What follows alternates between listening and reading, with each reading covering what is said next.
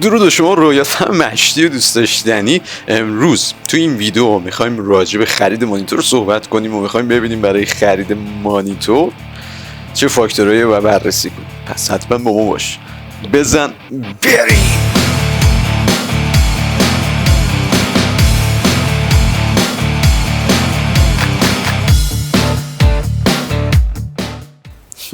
حالتون ردیف رویال فهم خوب بید. امروز اومدیم اینجا ببینیم برای خرید مانیتور باید کجا شروع کنیم و چی بگیریم. چی. قبل از اینکه بریم سراغ ادامه ویدیو ازت ممنون میشم که دکمه سابسکرایب این پایین گوشه سمت راست ویدیو هست و اونو بزنی و بغلش یه زنگوله ظاهر میشه، اونم روش کلیک کنی که اگه اون زنگوله کلیک کنی وقتی ویدیو جدید دادم اولی به تو خبر میده و میتونی به ویدیو جدید ببینی، ترفند مرفند آموزش هر چی دوست داری یاد بگیری. حالا برای اینکه شما برید سراغ خرید مانیتور یا به فارسیش همون نمایشگر بعد یه سری مشخصات از مانیتور رو بدونید که به شما کمک میکنه مانیتوری که میخواید بخرید و هوشمندانه انتخاب کنید. تو ادامه بهتون میگم که این مشخصات چیان و تک تک در موردشون توضیح میدم. پس با هم بریم. امروز اندازه مانیتورها نسبت به 10 سال پیش کاملا متفاوته. همچنین کاربرد انتظاریم که مانیتورها میرفت امروز عوض شد. پس ما باید اینجا کاربردهای متفاوت مانیتور رو بررسی کنیم و اون اندازه‌ای که میخوایم رو بهش برسیم. سایزهای مانیتور از 15 اینچ که میدونید داریم به بالا، همینطور میدونید 49 اینچ هم الان وارد عرصه گیمینگ شده و مانیتور 49 اینچ گیمینگ هم حتی داریم، ولی برای استفاده گیمینگ معمولی بدون تجملات و واسه یه بودجه معمولی من بهتون 20 اینچ و 24 اینچ رو پیشنهاد میکنم که اگه بودجهتون بالاتر هم هست و 27 اینچ هم انتخاب خوبیه. ولی در حال حاضر رزولوشنی که کاربرد زیادی داره 1080 و 2K هستش و 4K و 8K در بازار موجود شدن و شما میتونید حتی این رزولوشن هم تجربه کنید. ولی اینو باید بهتون بگم که هر چقدر رزولوشن میره بالا شما باید سخت افزار قوی تری داشته باشید تا این تاثیر رو بتونید پردازش کنید و به اون رزولوشن که میخواید برسید. پس حتما بودجه بالاتری لازم داره. ولی خب دیگه اون تاثیری که پردازش میکنید جزئیات و رنگ و لعاب خیلی خوبی داره. همچنین در ابعاد کوچکتر با رزولوشن بالاتر شما میتونید به DPI بالاتری هم دست پیدا کنید که به این معنیه که مثلا وقتی شما یه مانیتور 24 اینچ دارید DPI میشه داتس پر اینچ. در مانیتوری که 2K رزولوشن میگیره و مانیتوری که 1080 رزولوشن میگیره شما در اون مانیتور 2K DPI بالاتری دارید و جزئیات تصویر و شارپ بودن و رنگ و لعاب خوشگل‌تر بودن تصویر بهتر. ولی بازم از این غافل نشید که این حرکت نیازمند یه بودجه بهتر هستش و حالت یه پلاسه بنازه. پورت های ورودی تصویر، پورت هایی که این مانیتور ساپورت میکنه از اهمیت بالایی برخورداره. شما لازمه که این فاکتور رو در نظر بگیرید. ولی اگه مانیتوری از نسل جدید میگیرید لازم نیست نگران این مورد باشید و پورت های HDMI و دیسپلی رو اکثرا دارن و کیفیت خیلی خوبی بهتون ارائه میدن. ولی اگه تولید محتوا میکنید و کارتون با چند تا سیستم و اینا حتما این پورت ها رو بررسی کنید و ببینید کم نیارید. این پورت ها نوعشون، تعدادشون اینا مهمه براتون. دقت رنگی مانیتور. دقت رنگی مانیتور یکی از مشخصات بسیار مهمی هستش که اگه کار گرافیکی میکنید و مانیتور رو دارین برای کار گرافیکی میخرید و تو کار فیلم و تدوین و این بند و بساطا هستی باید بهش خیلی توجه کنید و این کالر اکیوریسی رو باید جدی بگیرید و ببینید مانیتورتون از چه استانداردهایی پشتیبانی میکنه و به چه استانداردهای رنگی نزدیکتره. sRGB، Adobe RGB، DCI-P3 گامه‌های استاندارد رنگی هستن که مانیتورها رو بر اساس این گام‌ها و عمق رنگی که دارن میسنجه و اندازه‌گیری میکنه. مسلماً هرچی به این گام نزدیک‌تر باشه دقت رنگی بالاتری هم داره مانیتورتون. حالا عمق رنگی رو چطوری بررسی میکنه؟ بر اساس بیت بررسی میکنه، 6 بیت، 8 بیت و 10 بیت. که 6 بیتش 242,000 رنگه، 8 بیتش 16 میلیون رنگه و 10 بیتش 1 میلیارد رنگ رو ساپورت میکنه. که اون 10 بیت یه نوع بهبود یافته و پیشرفته و شبیه ساز شده 8 بیت که پیشرفته است و خوب و ولی ضروری نیست. میدونین چطوریه جریانش اینطوری نیست که ضروری. حالا سوال پیش میاد که واسه ما واسه استفاده گیم، واسه استفاده گرافیک بریم سراغ کدومش؟ واسه گیم بریم سراغ 8 بیت حتما. 6 بیت که اصلا رده خارج شده به درد هیچ کاری نمیخوره دیگه. ولی اگه بودجه خوبی دارید میتونید پول خوب خرج کنید واسه کارهای گرافیکیتون، کارتون و نیازتون. برید سراغ 10 بیت که تفاوت خیلی زیادی شاهدش خواهید بود و لذت میبرید. ولی همون 8 بیت هم کار رو بندازه، نگران نباش.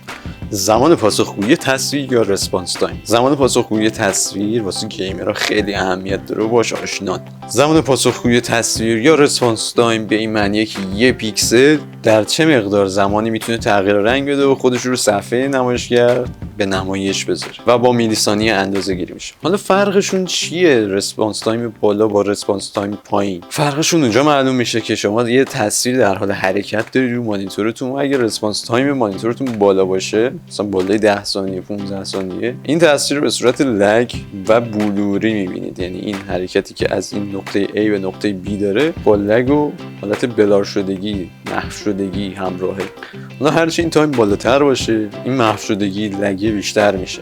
و تو بازی‌های آنلاین به خصوص این قضیه رو مشاهده می‌کنید که این از A تا B رفتنی که از پشت در اومدن به بیرونه، اگه رسپانس تایم شما بالاتر باشه دیرتر بقیه می‌بینید و حرکتش به صورت ناگهانی اتفاق میفته برای شما. واسه گیمرها این قضیه خیلی قابل لمسه. میرن سراغ مانیتورایی که 5 میلی ثانیه یا پایین‌تر، حتی 1 میلی ثانیه رسپانس تایم دارن و گزینه بسیار خوبی براشون. نرخ به‌روزرسانی تصویر یا همون رفرش ریت.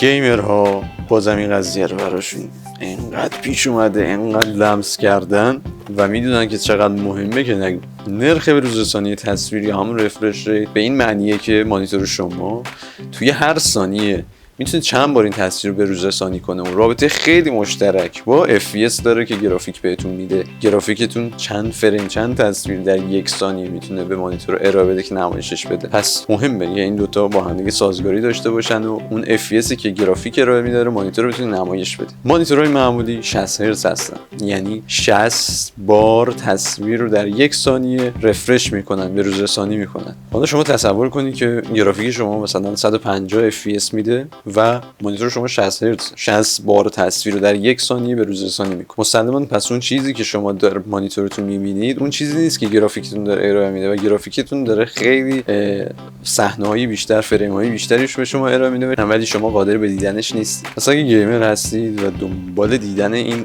جزئیات ریز وسط بازی‌های آنلاینید، برید سراغ هرتزهای بالاتر مثل 144، 120، 240 هرتز و جدیداً هم داره 360 میاد که چیز فوق‌العاده وحشتناکیه و سخت افزار خیلی قوی میخواد مثل دیدن اون 360 هرتز، دیدن اون 360 فریم پر سکند و شما لازم داره که پول خوبی خرج کنید. ولی واسه 144 واسه گیم‌های آنلاین مناسبه و پیشنهاد میشه. خب همونطور که مشاهده میکنید ما 4 نوع پنل داریم به اسمای TN، VA، IPS و OLED که همونطور که مشاهده کردید هر کدوم مزایا و معایب خودشون داره و هیچ کدوم 100% پرفکت نیست. به اون صورت نیست که شما یه دونه مانیتور داشته باشید، یه نوع پنل داشته باشید که بهترین باشه و تموم شد رفت. نه اینطوری نیست اصلا.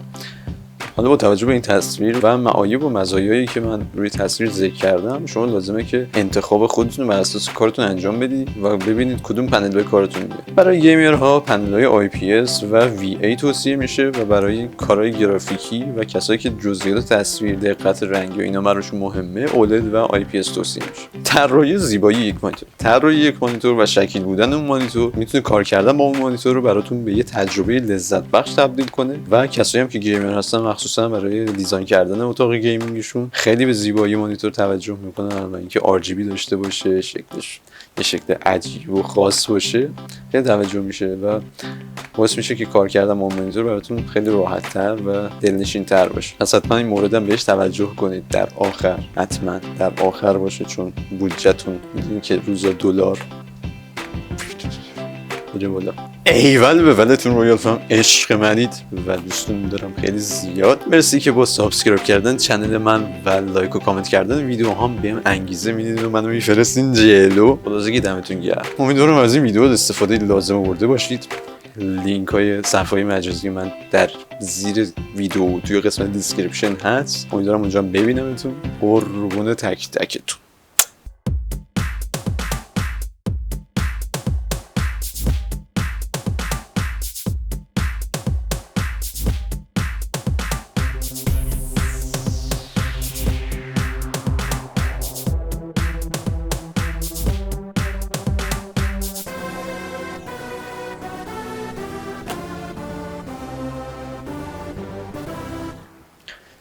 Spooky, scary, skeleton, دم دم دم دم دم دم دم دم دم دم دم